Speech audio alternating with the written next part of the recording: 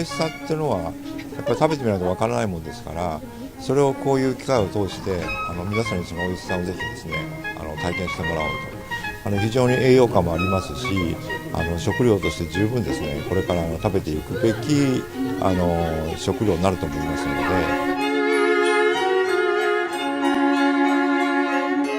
最初の抵抗感は誰しもあると思うんですけど、それを一歩踏み込んで食べてみると、あとはもう全然普通に食えるようになるんじゃないかなと思います。うちの子は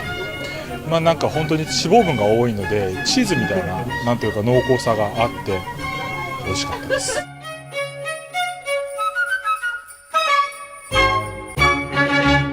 すごい忘れられないクリスマスになったかなと思います。